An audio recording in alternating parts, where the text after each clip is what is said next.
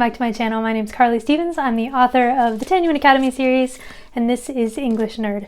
So I wanted to tell you 5 of the things that I have learned about writing sequels through the process of working on the Tanyuin Academy series, Firian Rising, and then Into the Unreal.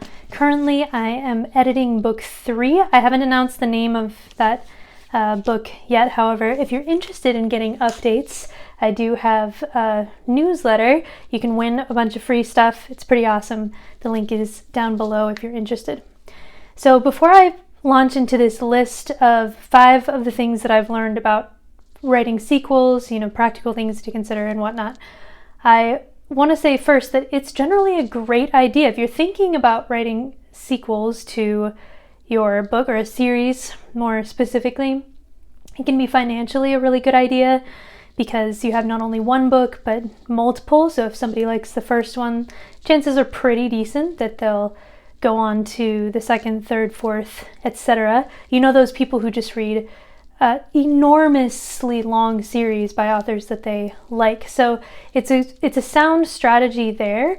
And also just a lot of people enjoy getting to know characters and stories in a more in-depth way through multiple books than standalone. So it's awesome if you're thinking about writing a series, or even either one continuous series or more of a connected set of books. Like I'm thinking about mystery novels, for instance. It's not necessarily that there's one huge story, but they're all connected. Then I think that's great. But here are some of the things that you might want to keep in mind as you are working on those.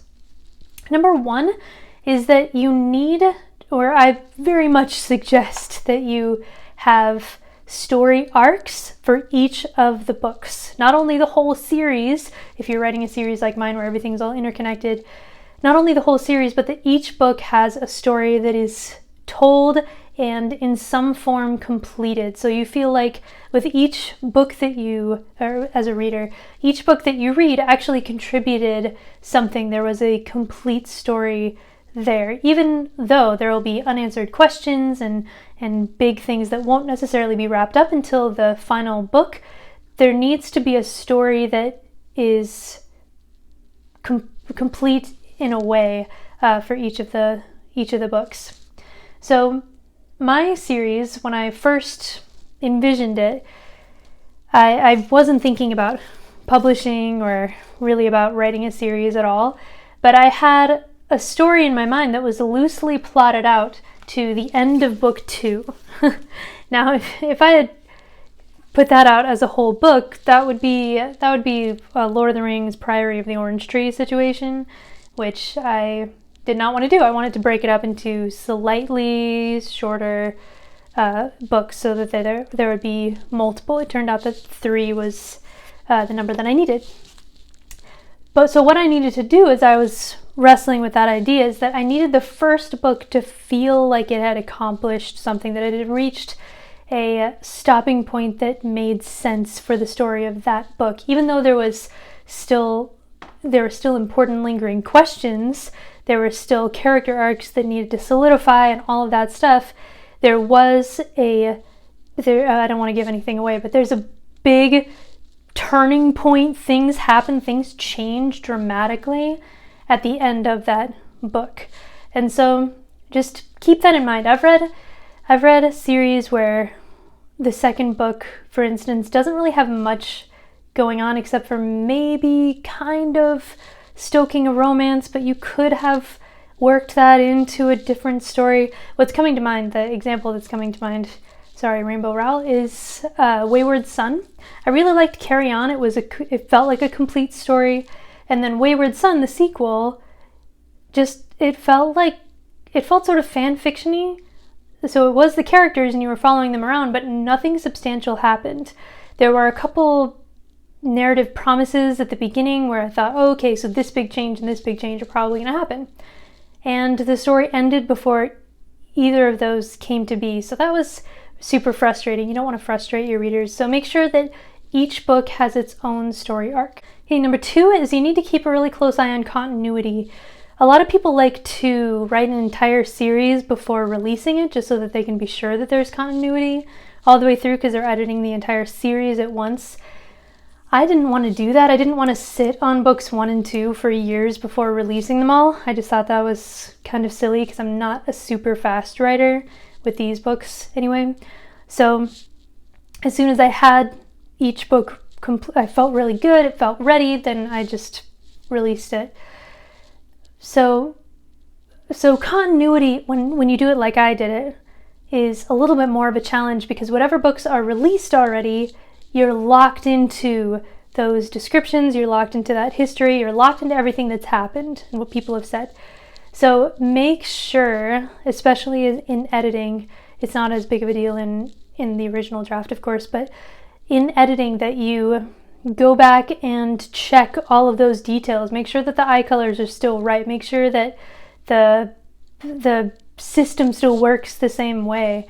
And some people like to create a sort of story Bible, or series Bible rather, that has all the descriptions of places and people and, you know, what scars do they have and all that kind of stuff. And I've considered doing that, but it's just not the way that my brain likes to organize things. It felt like such a waste of time after a while to create this big document when I still had most of it fresh in my mind, and I would just mark the things that I knew I had to double check, and I would regularly go back and do that find feature in Word for whatever section I was looking for.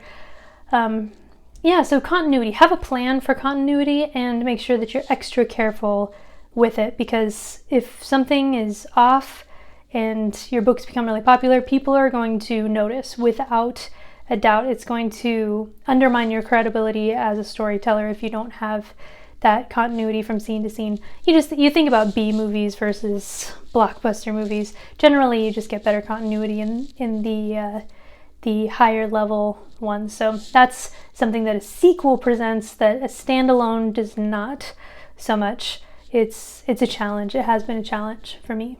Okay, number 3 is kind of related. It's not exactly, but because you want a certain continuity from book to book, and because your sequels rely so heavily on the books that came before, you need to keep in mind that means your beta readers will probably have to have read the first 1, 2, 3 books in order to really give you good feedback on the latest one.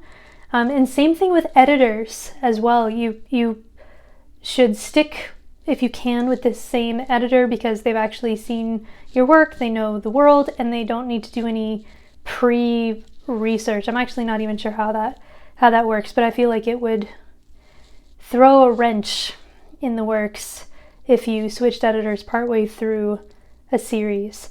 So just some things to keep in mind, especially if you're small like me. I do have a fan base, but it's like they're tiny but dedicated, and I appreciate each person so much. But with each book that I'm putting out, the number of potential beta readers goes down because it relies on, okay, who's read Firian Rising? Okay, this many people, awesome. Okay, who's read Into the Unreal? Not as many because it just came out in April, and even people who are fans are, still in the process of getting it or, thinking about reading it, all that kind of thing. And then I'll need beta readers pretty soon for the last book in this particular series, and I need to make sure that they're all caught up on what's happening. It's not to say that you can't get good feedback from people who don't know all the ins and outs of your world. My writing group, for instance, has only read the first third or so of Into the Unreal, and they're giving me a bunch of good feedback on the third book. It's actually kind of helpful to have their perspective. Okay, number 4, this is one that I've heard from a lot of people, is that you need to be careful with cliffhangers. So at the beginning of the video, I talked about how you ought to have a complete story within every book, but still leave questions. That's a really great balance to strike, but it can be kind of a difficult balance to strike. What I have kind of modeled my my thoughts on is the original Star Wars trilogy. I feel like they did this super well, because you think about the first one, A New Hope.